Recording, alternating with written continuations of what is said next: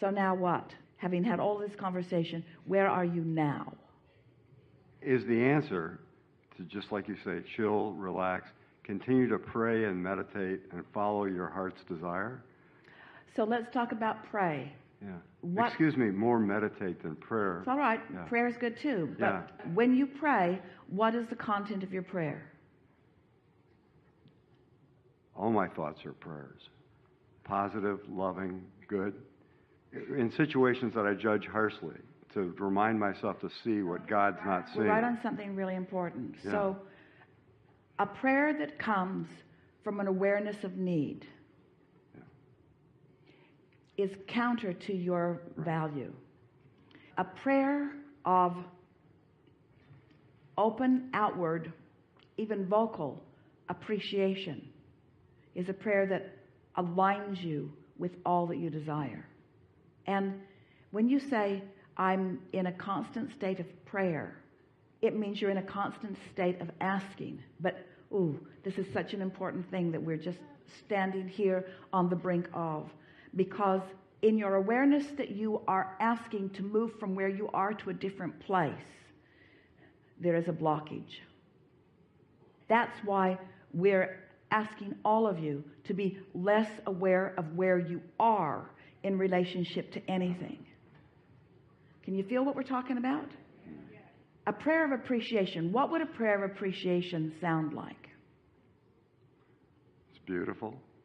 The sun shining. The sun feels good. It feels great to sit on the deck and watch the wind in my face and see the harbor and the homes and just the flow and the energy of it. All right, that's really good. Now, it sounds a little conditional because you were looking at beautiful things when you did it. You were looking at beautiful conditions. So under those conditions, it's easy to offer that prayer. But it might make you become a little conditional in nature. So can you offer a less conditional prayer? Appreciating wherever you're at in terms of, I started this conversation with the blessings of seeing the negative. Still conditional. Still conditional, and it's not quite what we're reaching for. Okay. Can you feel an unconditional prayer of appreciation? So if it's conditional, it's the harbor, it's the beauty, it's the ship, it's the water, and all of that's good for you. Don't misunderstand.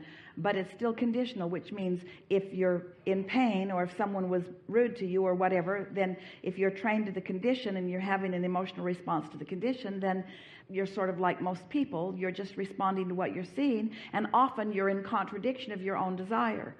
So an unconditioned, let's just call it for a moment, an emotion. So an unconditional prayer or an unconditional offering, an unconditional moment in time would sound a little bit like this. I love the feeling of clarity. I love the feeling of recognizing how Source feels about me. I like this feeling of well-being. I like this sense of security that I have. I like understanding that I'm an extension of Source energy. I like the idea of Source energy. I like the feeling of Source energy. I like the concept of Source energy. I like the concept of my inner being. I like my awareness of my inner being. I like the feeling of awareness. I enjoy the feeling of clarity. I love the subject of momentum. I like the idea of law of attraction. I like the bigness of this universe.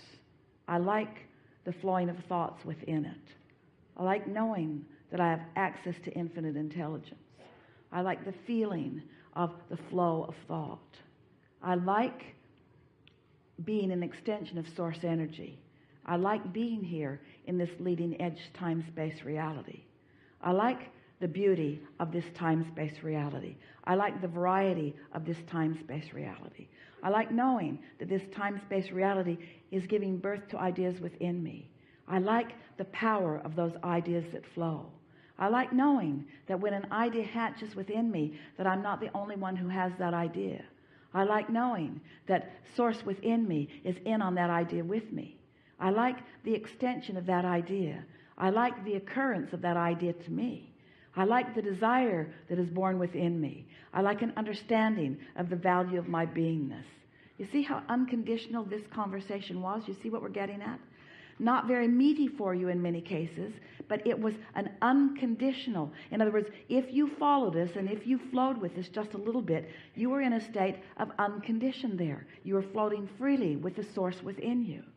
So as you do more of that, what begins to happen is that all of the blockage stops.